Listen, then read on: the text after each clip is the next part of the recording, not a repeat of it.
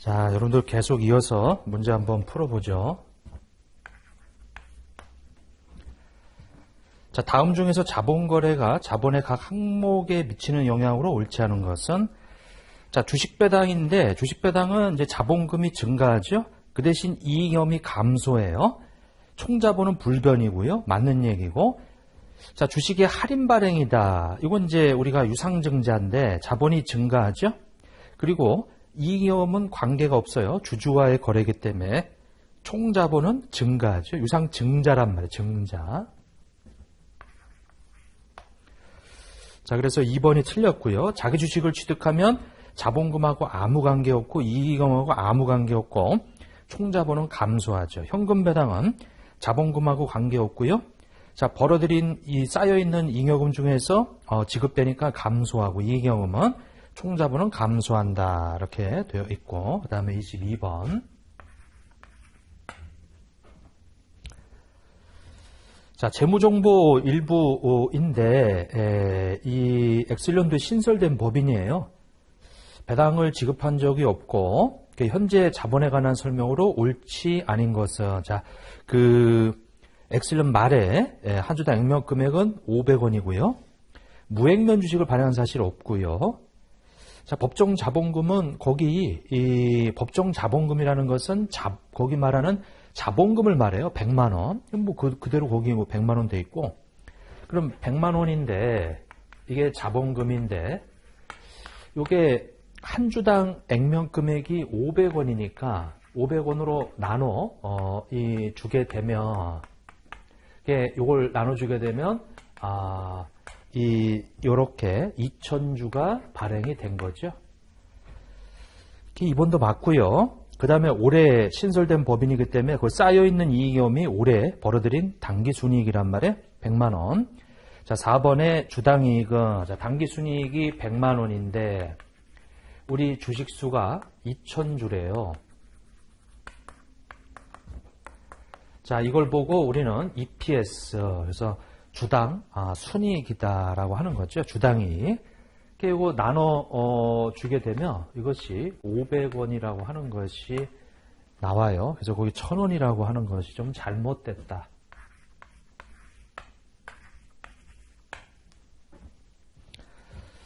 자, 23번을 보면 다음 중 고객과의 계약에서 생기는 수익에 관한 설명으로, 자, 옳은 것은, 자, 고객에게 이전할 재화 용역, 요게 바로 수행 의무죠. 그에 대해서 만약에 받을 반대급부로 받을 권리, 그걸 보고 우리는 거래 가격이라고 하는데, 그거 대가의 회수 가능성이, 만약에 그 거래 가격의 회수 가능성이 높지 않으면은 수익을 인식하면 안 되지. 계약의 사무자 실질이 존재하고 이전할 재화나 용역에 지급 조건 식별할 수 있으면 고객과의 계약으로 회계 처리한다. 1번 틀렸죠. 이게. 그래서 이 고객과의 계약을 식별할 때 우리가 갖춰야 될, 모두 충족해야 될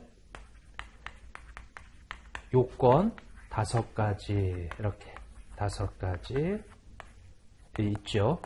의무를 우리가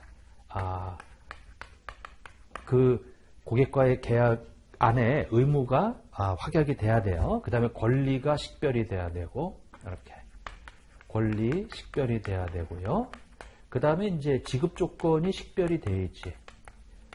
이게 다 있어야 돼요. 이게 거래에 이런 것들이 다 존재해야 되지. 의무가 있어야 되고, 권리가 있어야 되고, 지급 조건이 식별이 돼야 되고, 그 다음에 이 거래가 상업적 실질이 실제로 팔은 거다. 실질이 있어야지. 이게. 자, 그리고 이 거래 가격에 대해서 이 회수 가능성이 높아야죠. 회수 가능성이 높지 않은데 수익을 어떻게 인식하냐 이거죠. 거기 1번에 일단은 고객이 이전할 재화나 용역에 대해서 이것이 이제 바로 수행 의무, 의무죠. 받을 권리 있고요. 대가 회수 가능성이 높지 않더라. 이거 높아야 되는데 높지 않더라도 상업적 실질이 존재하고 다른 것들이 충족한다고 해서 모두 충족해야 돼요. 이거 다 충족하는데 얘는 충족하지 않는다? 그러면은 이 거래가 존재한다고 볼 수 없지. 이게 이렇게. 자, 그래서 1번 틀렸고요. 2번 기업이 수행하여 만든 자산이 기업 자체의 대체적인 용도가 없어야 돼요. 대체적인 용도가 없어야 돼요. 그러니까 지금까지 수행을 완료한 부분에 대해서 집행 가능한 지급 청구권이 기업한테 있는 경우에는 그러면 어떻게 돼요? 내가 주문을 받아서 그 물건을 만드는데 우리 기업한테 그 대체적인 용도가 없어요. 이 주문받은 이 물건은 그 고객한테만 쓸모가 있는 거야, 이게. 그러니까 그 고객을 위해서 우리가 만들어주고 중간중간 진행된 정도에 따라서 지급 청구권이 있다면 기업은 기간에 걸쳐 수익을 인식하지. 그러니까 요건에 해당했을 때. 근데 거기 대체적인 용도가 이때잖아, 이게. 그러면 안 되고요. 그래서 2번도 틀렸고. 3번. 투입법을 적용하는 경우 수행 정도를 나타내지 못하는 투입물의 영향은 제외하고, 그러니까 이제 진행된 정도를 나타낼 수 없는 투입물은 그건 제외시켜야죠. 진행률이라고 하는 것이 수행 정도를 나타내는 건데 그걸 나타내지 못하는 투입물은 제외시켜야죠. 이거는 3번이 맞는 얘기예요. 이렇게.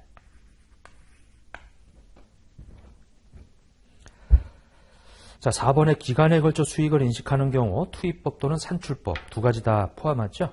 측정하며 비슷한 수행 의무에 대해서도 서로 다른 방법을 적용이 가능하다. 이렇게.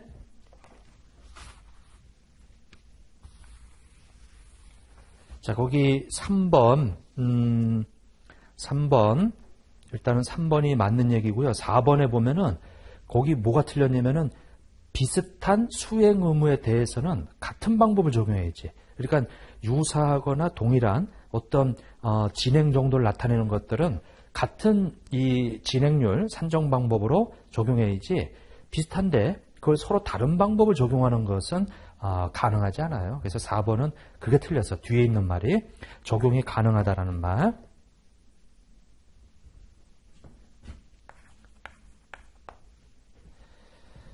자, 24번 주식회사 3일은 X1년 12월 30일에 주식회사 반품에 5천만원, 원가 3천만원의 제품을 판매를 해서 반품할 수 있는 권리가 부여되어 있네요. 인도일 현재 우리 1,000만원이 반품될 것으로 예상할 때 환불부채를 계산하면 얼마인가? X1년도에 아니 인도일 현재 1,000만원이 반품될 것으로 예상이 된대요. 그러니까 1,000만원이 답이지. 1,000만원만큼 이제 돌려줘야 되니까 1번이 답이다. 이렇게 되겠죠.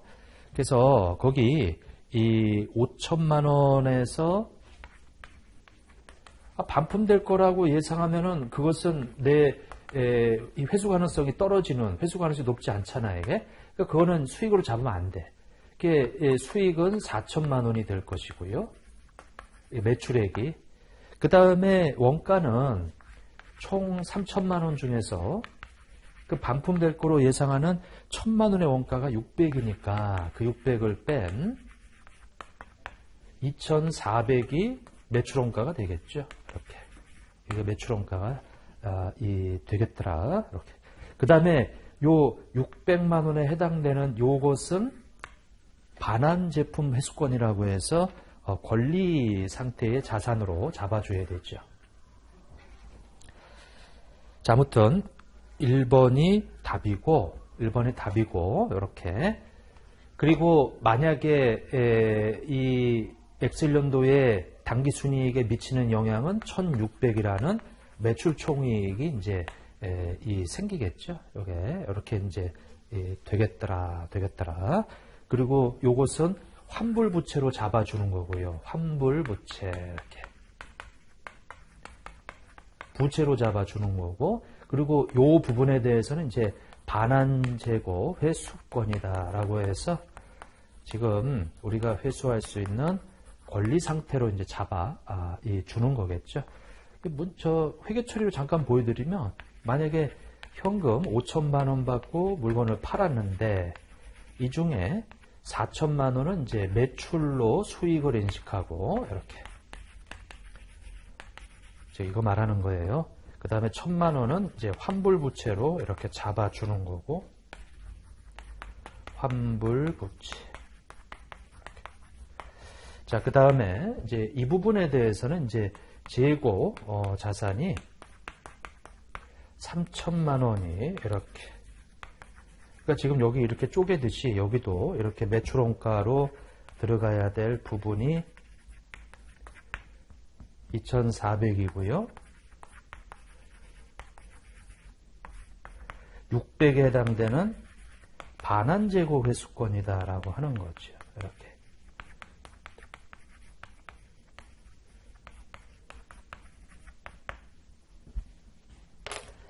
자, 그래서 환불부채하고 반환제곱 회수권이라고 하는 이 원가하고 이제 매가죠. 이렇게 이제 대응이 되고요. 이것도 이제 매가하고 원가 이렇게 대응되는 거예요. 이것도 이렇게 대응되는 거고. 이렇게. 자, 그래서 24번의 답은 1번이 되겠다라고 하는 거.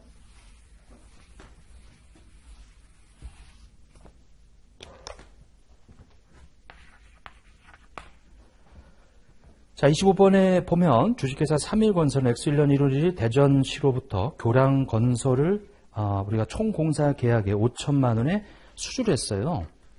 자, 공사기간 X1년 1월부터 3년인데 추정 총 계약 원가는 4천만 원으로 공사기간 동안에 변동이 없으며 회사는 누적 발생 계약 원가에 기초해서 이게 이제 진행 기준으로 우리가 적용을 하는 거지, 이게. 자, 공사 진행률을 측정하고 있다. X1년과 X2년의 계약 수익이 다음과 같을 때 X1년 말 누적 공사 진행률을 계산하면 어떻게 되겠느냐 이렇게 나오네요. 아니 X1년도에 우리는 거기 이 5천만 원이라고 하는 수주한 요 3년 동안에 자 곱하기 도대체 거기 계약 수익이 이게 얼마가 나왔냐면 이제 2천만 원이 나왔어요. 이렇게.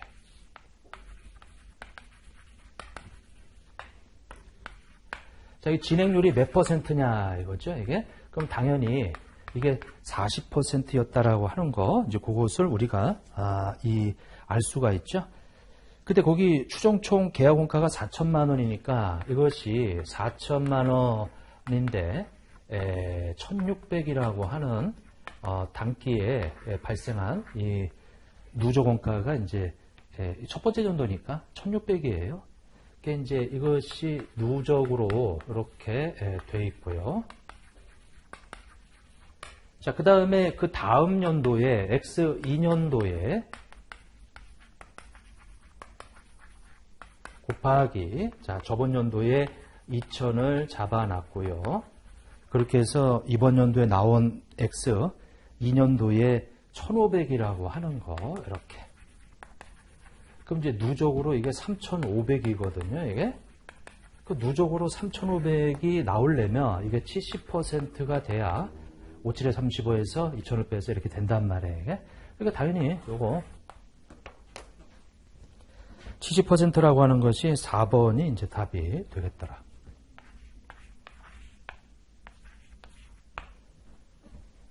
자, 26번을 한번 보게 되면, 그러니까 여러분들 이거 누적으로 계산해서 저번 연도 걸 빼는 이런 추정치는 다 추정의 변경이에요. 이번 연도 이제 추정을 이렇게 70% 해가지고 저번 연도 빼서 차이 나는 것을 인식하는 전진 적용하는 방법으로 이제 계산을 하지. 이게. 진행 기준. 어차피 추정치라. 자, 26번에 보면 확정급여 제도에서 기업은 미래의 종업원에게 지급할 퇴직급여의 수급권을 보장하기 위해서 사회기금 제도를 이용하고 있다. 자, 다음 중 사회적립자산에 관한 설명으로 옳은 것은 이건 이제 우리가 이 운영기관에다가 그러니까 뭐 은행이든지 보험회사에다가 이제 불입해주는 금액에 대해서 말하는 거예요. 그러면 이 불입해주는 금액은 그 자체가 공정가치지. 돈으로. 그 자체가 공정가치예요. 사회적립자산은 공정가치 측정하는 거고 두 번째, 사회적립자산과 확정급여 채무는 재무상태표에 각각 자산과 부채로 표시하는 게 아니고요. 맞는 거 물어보는 거니까 1번이 맞고요. 2번은 왜 틀렸어요? 자산과 부채로 표시하는 게 아니고요. 사회적립자산은 확정급여 채무의 차감 계종으로 표시가 돼. 그래서 예를 들면 이 확정급여 채무라고 하는 것과 사회적립자산이다. 이게 만약에 100억인데 이게 만약에 95억이다. 이렇게 차감하는 식으로. 그러니까 요것이 종업원한테 줘야 될 총 의무예요. 근데 그 의무 중에서 이만큼을 사회에다가 이제 적립하는데 이건 권리 있지. 여기서 이거 빼면 우리가 의무가 더 많지. 그걸 보고 우리가 부채라고 그래. 그걸 우리는 순확정급여, 순확정 급여 부채라 부르죠. 이렇게. 수익한 말이 들어가면 차감하는 거예요. 이게. 그래서 5억이다. 내가 총 확정 급여 채무는 100억이 있는데 그 중에 95억은 내 의무이지만 그거를 이 운용기관에다가 이렇게 맡겨놨다 이거죠. 맡겨놨다. 그러다 보니까 내가 순수하게 줘야 될 의무는 5억이다. 이게 퇴사하기는 여기 운용기관에서 지급된단 말이에요. 이게 이렇게. 자, 2번 틀렸고 3번에 보면은 이제 그 당의 회계기간에 대해서 회사가 사회 적립할 때 확정급여제도는 우리 회사의 권리예요. 그래서 이거를 사회 적립 자산이라고 해서 이제 자산 처리하지. 물론 재무제표 표시할 때는 확정급여 채무에서 차감하는 식으로 표시하고 사회 적립 자산은 재측정 요소가 발생하죠. 이것도. 그래서 사회 적립 자산의 재측정 요소는 우리가 기대하는 그러니까 예상에서 생긴 수익하고 실제 수익이 차이가 생겨. 이렇게. 그럼 요것이 바로 사회 적립 자산에서 발생하는 재측정 요소지. 이렇게. 근데 재측정 요소는 이제 기타 포괄손해 처리한단 말이에요. 이거를 이렇게. 자, 그래서 1번이 맞아요. 이게. 자, 그 다음에 27번을 한번 보시죠. 자, 주식회사 합격은 X1년 1월 1일 임원 10명한테 용역 제공 조건이라고 하는 가득 조건, 그거 하나네. 현금 결제형 주식 선택권, 주가 차익 보상권을 부여하고 현금 결제형 주식 기준 보상과 관련해서 X2년 주식 보상 비용 계산 시 필요한 정보가 아닌 것은 자, X2년도에 우리가 주식 보상 비용을 계산하기 위해서 필요한 정보는 가득 기간이 있지. 이건 중요하죠. 가득 기간이 얼마냐에 따라서 그 기간에 배분해 줘야 되니까. 그리고 부여일 현재 주가 차익 보상권에 이 공정가치라고 되어 있는데 이거는 필요가 없네요. 왜냐면 현금 결제형은 부채란 말이에요. 현금으로 줄 거니까 부채란 말이에요. 부채는 매년 말에 그 주가차익 보상권의 공정가치가 바뀌어요. 우리가 줘야 될 금액이 바뀐단 말이에요. 그러면 처음에 부여 시점에 공정가치는 어차피 지나간 거야 이게. 그래서 필요한 거는 저번 연도 말에 그 주가차익 보상권의 공정가치는 필요하지. 그리고 세 번째 연평균 기대권리 소멸도 필요하고요. 보고기만 현재 주가차익 보상권의 공정가치 필요하죠. 근데 부여일 시점에 공정가치는 필요치가 않아요. 이게.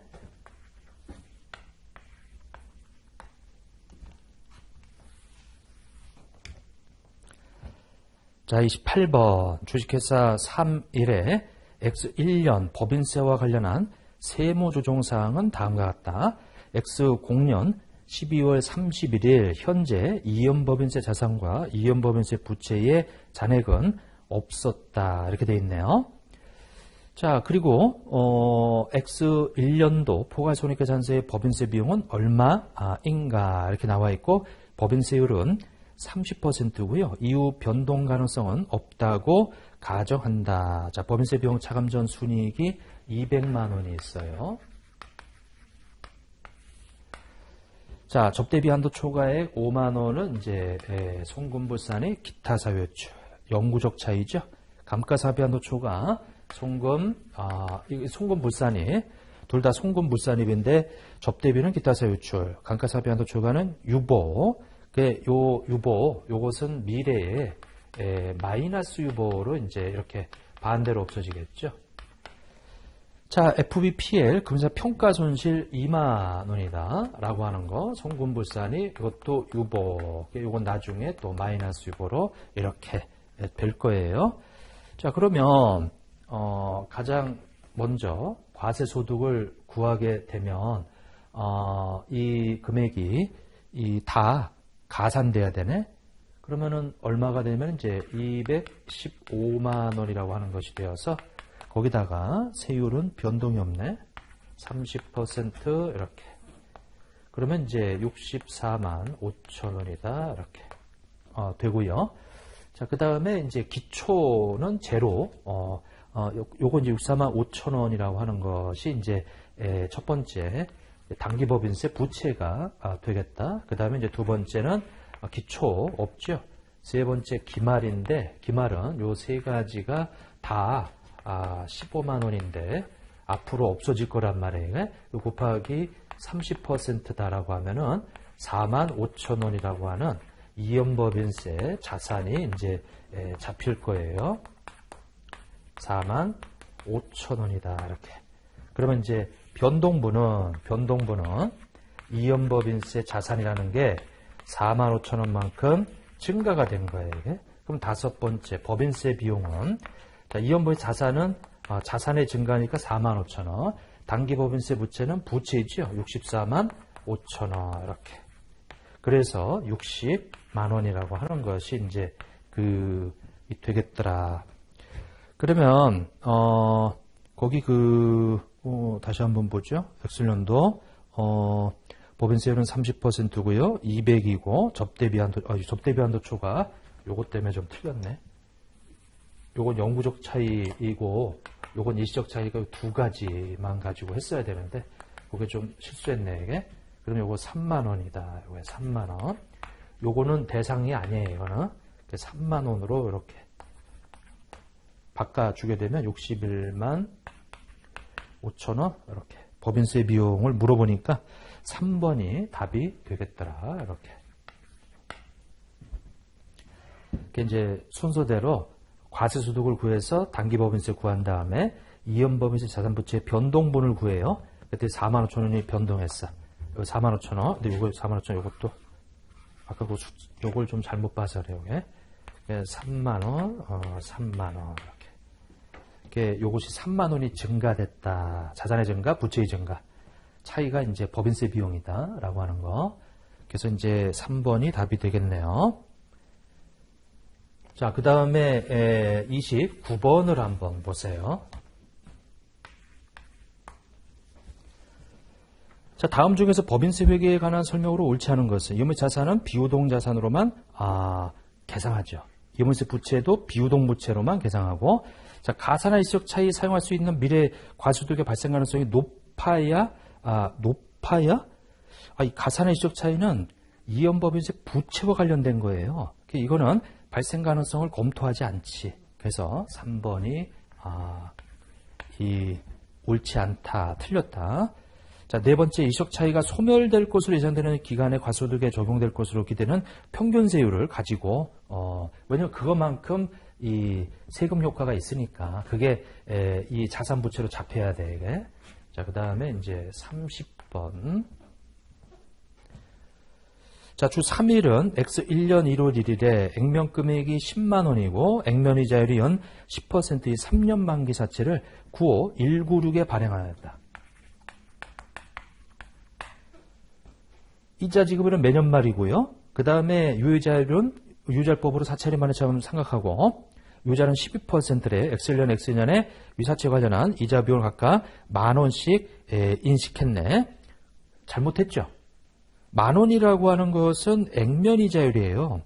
유효자법을 적용해야 되는데 사채 관련 회계 처리가 올바르게 수정할 경우 X2년도 포괄손익계산서의 당기순이익은 얼마나 감소하는가 이렇게 물어보네요.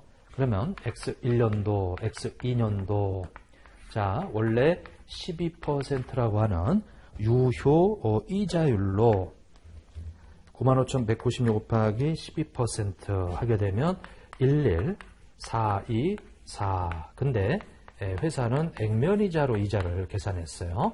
그러니까 1424라고 하는 것을 이제 더해주게 되면 95196 자, 플러스 1424 하게 되면 620이다 라고 하는 거. 근데 거기에 12% 곱하기 12% 하면은 11594 이렇게 되겠네요. 자, 만 원이다 라고 하게 되면 1594 이렇게. 그래서 지금 1594만큼 더 이자 비용이 잡혀야 되는 거예요, 이게. 지금 단기 순이익은 X년도 올바르게 수정할 경우 1594원만큼 감소가 되어야 되겠다. 그래서 답은 1번이 되겠네요. 자, 유효자법을 적용해야 되는데 액면이자법을 적용했어요. 이게 액면이자만 이자 비용 잡은 거예요. 유효자법으로 잡아야 되는데. 자, 31번을 한번 보게 되면 자, 다음 중 회계 추정의 변경 사항이 아닌 거. 자, 매출 채권의 대손 상각률 추정의 변경이죠. 감가상각 방법 추정의 변경이고, 잔존가치 추정의 변경이고, 재고자산의 원가름의 가정, 개별법을 평균법. 이것은 이제 측정 기준의 변경. 우리가 개별법으로 측정할 거냐, 이동평균법으로 측정할 거냐, 선의선출법으로 측정할 거냐. 이거 측정 기준의 변경은 정책의 변경이에요. 회계 정책의 변경. 그래서 4번이 답이 되겠다. 자, 그 다음에 32번 주식회사 3일의 X 1년 보통주 발행 주식 수.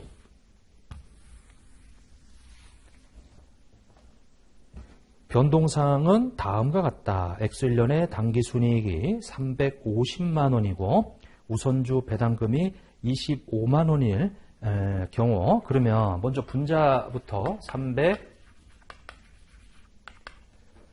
350만 원에서 우선주 배당금 25만 원이라고 하는 것을 빼서 325만 원이 이제 될 것이고요.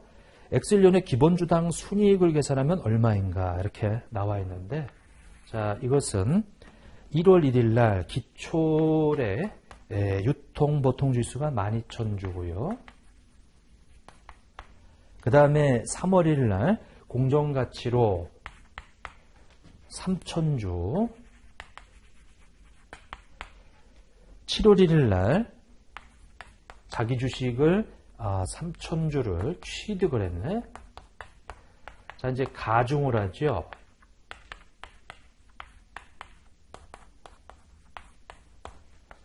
자, 이것은 12,000주가, 그 다음에 요것은 2,500주가, 요것은 1,500주가 이렇게 이제 되겠어요. 그래서 13,000주 이렇게.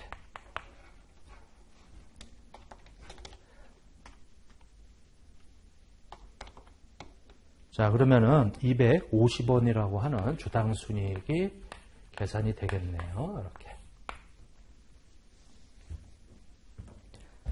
3번이 답이 되겠네요.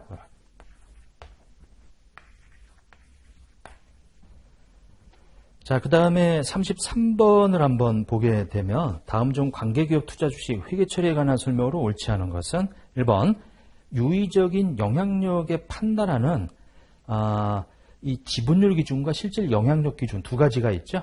그러니까 지분율 기준은 20%가 넘어가면 반증이 없는 한, 그리고 실질 영향력 기준은 20% 미만일 때 그 실질 영향력을 주는 이 사례에 해당이 되면, 5가지 사례에 해당이 되면, 자, 그래서 1번 맞고요. 유의적 영향을 판단하면서 피투자에 대한 의결권은 투자자의 지분율과 종속기업이 보유하고 있는 지분율의 단순 합계로 계산하죠. 이것도 맞는 얘기고. 그러니까 원칙은 직접 가지고 있는 A가 B 회사의 지분을 30% 가지고 있다. 그럼 20% 이상이니까 요거는 지분법을 적용하고요. 만약에 간접적으로, 이건 이제 직접 가지고 있는 거고요. 간접적으로 가지고 있는 것은 만약에 80%다. 그러면 이거 A 회사가 여기 B 회사를 지배하는 거예요. 근데 C가 있어. C가 있는데 A가 C에다가 직접적으로는 10%밖에 안 돼. 근데 간접적으로는 이 B 회사가 C에다가 20% 가지고 있다 보니까 여기 내가 지배하고 있어서 이것의 합을, 단순 합을 가지고 판단하죠. 30%. 그러니까 지분법을 적용해야 되겠다. 판단할 때. 자, 그래서 2번도 맞는 얘기고, 그 다음에 3번에 실질 영향력 기준이 적용되지 않을 경우 투자자가 직접 또는 간접으로 피투자자에 대한 의결권이 20% 미만을 소유하고 있다면, 그러면 미만이면은 이게 안 된대. 이게 만약 5%다. 이게 15% 안 된대요. 그러면 지분법을 적용하지 마라 이거죠. 자, 네 번째, 투자자와 관계기업 사이의 상향거래나 하향거래에서 발생한 당기손익에 대해서 투자자는 그 관계기업에 대한 투자 지분과 관련된 손익까지 그거는 투자자의 재무제표에 인식하는 게 아니고 그건 제외시켜야 돼. 왜냐하면 둘 사이에서, 만약에 A하고 B 둘 사이에서 서로 거래, 상향거래, 하향거래, 그러니까 그러니까 이거는 이제 하향 거래고 이건 상향 거래인데 여기서 발생하는 손익이 있단 말이에요. 근데 이거는 우리 내부 거래라고 그래 이게. 둘 사이에서 이걸 하나로 보는 게 이게 지분법인데 거기서 발생하는 요 손익에 대해서 그 지분율만큼 곱한 거.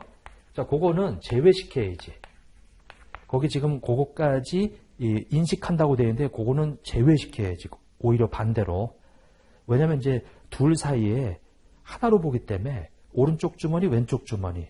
여기 어차피 내 주머니란 말이에요. 여기서 생긴 손익은 제거시켜야 돼, 이게. 그래서 요건 내부 미실현 손익의 제거라고 그래, 이거를. 근데 거기는 지금 관련된 손익까지를 투자의 재무제표에 인식한다고 됐잖아. 인식이 아니고 제외시켜야 된다. 요것은 중요한 내용인데 여러분들 시험에서는 좀 어려운 멘트죠. 어려운 멘트. 제외시켜야 된다. 자, 그 다음에 그것이 나중에 이제 실현되면 이게 두 오른쪽 왼쪽 주머니에서 빠져나가서 다른 사람한테 가버리면 그때 실현되면은 그때 가서는 이제 인식해야지. 여기는 이제 제외시켜야 되고 여기 인식해야 되고. 예.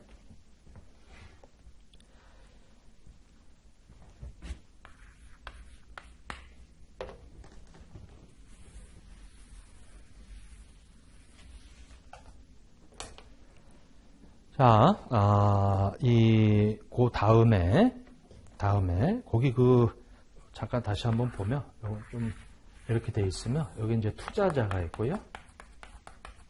여기 이제 관계기업이 있어요, 이렇게. 관계기업이.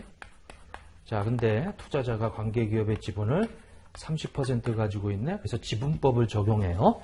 근데, 만약에 관계기업이 가지고 있던 원가 1,000원짜리 상품을 우리가 매가 1,500원에 팔았어요. 누구한테? 투자자한테. 근데 이거는 어차피 지분법은 이걸 하나로 보는데 이게 지금 얼마냐? 500원이에요. 근데 500원의 30%만큼은 우리 주머니에서 옮겨간 거야. 나머지 70%는 그거는 내게 아니에요. 왜냐면 이 회사에 내가 30%만 투자가 있고 나머지 70%는 이 다른 주주들이란 말이에요. 이게. 그래서 우리가 관여하는 것은 30%만. 그러니까 3, 5, 15 해서 요 150원이라고 하는 것은 제거시켜야 돼요. 제거시킨다는 얘기는 이제 지분법 적용하고 나서 이제 제거시켜야 돼, 이게. 근데 투자자인 내가 그 물건을 사가지고 와서 그걸 외부에다 팔잖아요. 그러면 그때 가서는 다시 더해줘야 돼. 요때 팔게 되면 그때 가서 이거 150원을 더해줘야 돼. 지금은 빼주고 팔려나가면 더해주고. 이렇게. 자, 이것이 내 주머니 안에 30%만큼의 손익을 처음에 제거시켰다가 이것이 실제로 다른 사람한테 이제 넘어가면 오른쪽 왼쪽 주머니에서 다른 사람한테 나가게 되면 그때 가서 실현된 손익으로 봐서 그때는 더해줘야 된다. 이렇게. 자, 34번에 보면 X1년 1월이 주식회사 이렇게 이제 3일은 주식회사 3일 이렇게.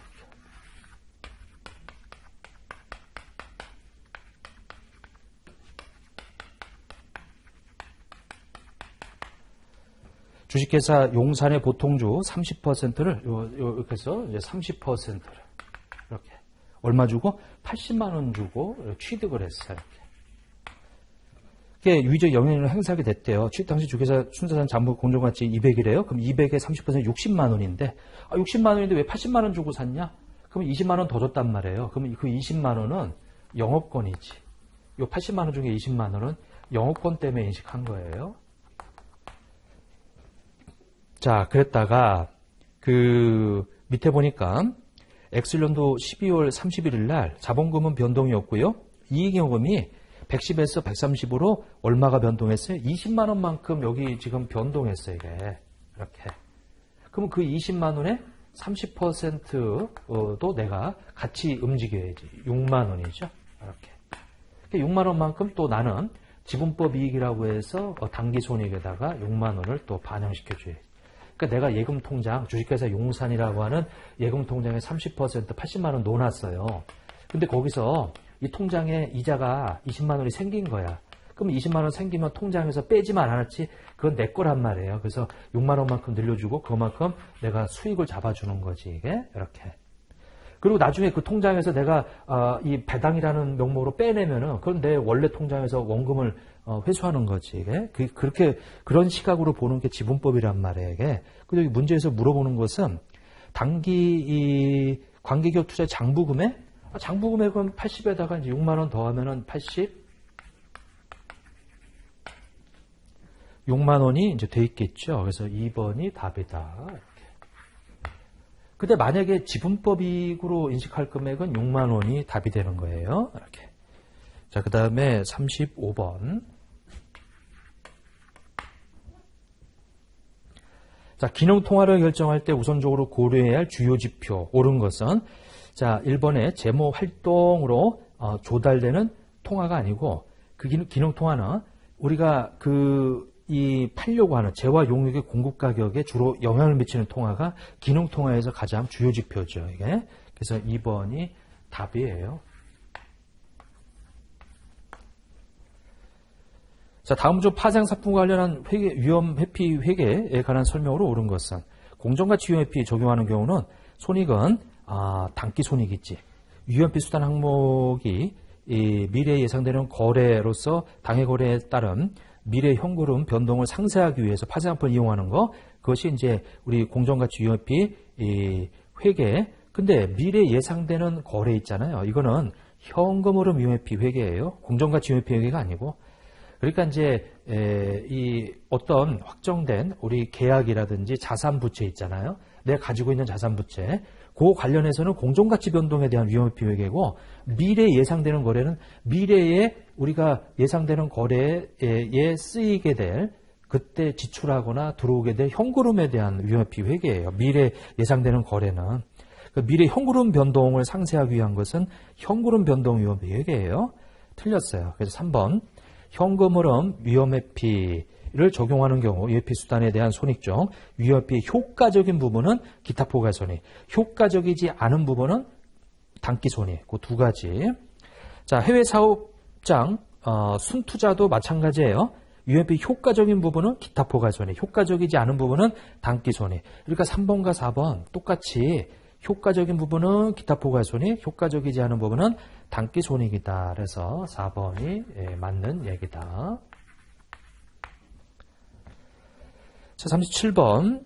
X2년 1월 1일 주식회사 용산과 계장치에 대한 리스 계약을 다음과 같이 체결하였다. X2년 말에 주식회사 용산이 인식해야 할 리스 부채를 계산하면 얼마인가 이렇게 되어 있죠. 그러면 우리 3일 입장에서 용산 입장에서 거기 보면은 용산이 리스 이용자예요. 주식회사 3일이 리스 제공자고. 그러면 용산이 인식해야 될 것은 지급해야 될 금액을 말하는데 리스료 매년 말 20만 원씩 지급하는 거. 시 있고요. 근데 그렇게 해서 계산한 것이 거기 아예 주어져 있네. 75만 8,158원이라고. 75만 8,158원이라고 하는 것이 이제 리스 부채의 현재 가치죠. 그러면 이걸 가지고 유효자법 적용하면 되죠. 자, 그래서 거기 내재이자율이 10%라고 나와 있으니까 10%로 75816이다. 자, 그런데 매년 말 20만 원씩 지급한대요.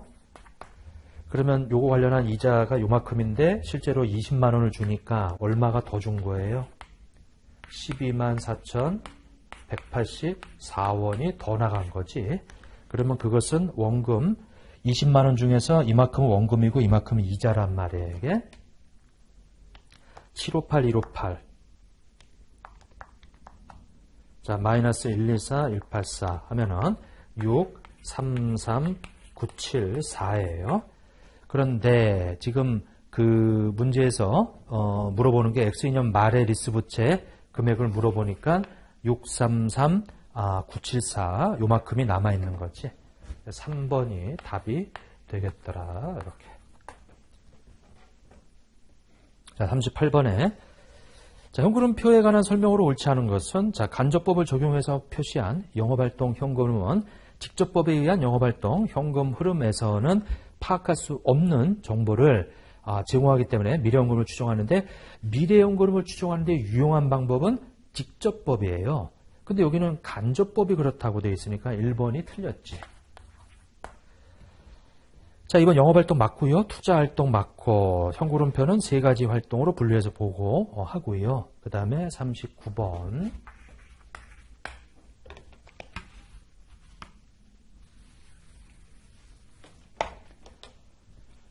자, 39번에 보면 이제 간접법의 영업활동, 간접법은 이제 당기순이익에서 이제 출발하죠. 네트인컴에서 2만 원이래요.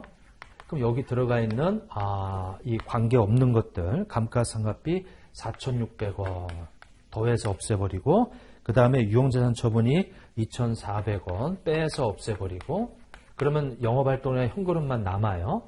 요것이 손익계산서에서 영업활동 손익만 남게 하는 거고요. 그 다음에 이제 재무상태표에 관련 있는 매출채권의 증가 15,000원 이렇게 자산의 증가, 그 다음에 재고자산의 감소 2,500원 이렇게, 그 다음에 매입채무의 증가 1,400원 이렇게 해주면, 자, 2만 원에다가 이렇게 해서 이 빼고 더하고 하게 되면 21,100원이라고 하는 것이 나오네요. 이렇게. 자, 이게 헷갈리면은 여러분들 이렇게도 한번 생각해 보세요. 당기순이익은 원래 대변에 잔액이 남는 거예요. 수익에서 비용 빼서 수익이 더 많은 쪽이지, 이게. 그러면 여기 여기 당기순이익이 이렇게 되어 있는데 감가상각비를 없애려면 대변 쪽으로 4,600을 없애고요. 유용자산 처분이익 2,400을 이렇게 차변 쪽으로 없애면 돼요. 이게 지금 손익을 영업활동 손익만 남게 하는 회계처리고요. 그 다음에 매출채권이 증가하는 것은 차변이에요. 15,000원. 그 다음에 재고자산이 감소하는 것은 자산의 감소 대변이란 말이에요. 그리고 매입채무의 증가는 이 대변이다. 부채의 증가. 이렇게 해주게 되면 결과적으로 이것이 같아야 돼. 이게. 그러면 왜냐면 이제 거래 판료소에 의해서 차대가 맞아야 되거든. 1년 동안 발생한 거래들을. 그러면 얼마냐면은 이게 37,500원이다. 이렇게. 자, 그러면 이제 현금만 빼고 제가 이제 1년 동안에 발생한 모든 이 계정값을 갖다 놨는데 현금만 빼고 지금 갖다 놓은 거지, 이게. 그래서 이 17,400원을 빼면 이게 21,100원이 나와요. 이렇게. 이게 더 편하면, 이건 이제 플러스 마이너스 실수를 한단 말이에요, 이게. 근데 자산의 증가, 자산의 감소는 알 거 아니에요, 이게. 이렇게 어디 들어간다라는 거. 요거 그대로 지금 요 차변, 대변으로 좀 바꿔놨을 뿐이에요. 이게. 이렇게. 자, 그래서 39번의 답은 1번이 되겠다. 자, 40번은 이제 매출액은 10만원으로 되어 있고, 이것도 분계로 이렇게 표현해 볼까요? 매출액은 10만원. 아무튼 기중에 분계가 어떻게 됐든 간에 대변의 매출액이 10만원으로 집계되어 있겠죠? 대전상업비가 5,000원이에요.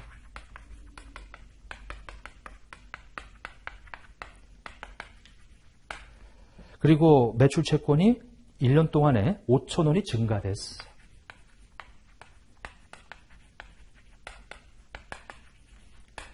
그리고 대손충당금이 1,000원이 감소됐어. 대손충당금의 감소, 차변이죠. 이렇게 계산이 됐어요. 근데 이제 이것이 차대가 맞아야지. 이게. 그래서 여기 지금 10만 원이다. 제가 현금 계정만 빼고 했으니까 이제 나머지가 다 현금으로 채워놓는 거죠. 이게. 그래서 그 89,000원이 되겠네요. 자, 우리 매출액이라고 하는 수익은 대변이어서 이렇게, 대손상업비라고 하는 비용은 차변이어서 이렇게. 자, 재무상태 매출채권의 증가는, 자산의 증가는 차변, 마이너스죠. 대손충당금의 감소 차변이니까 마이너스가 되어서 증감분석법으로 해도 89,000원이 나올 것이다 라고 하는 거죠. 자, 그래서 3번이 답이 되겠어요. 자, 해서 2023년 9월 이 재무회계 기출문제를 마치도록 하겠습니다.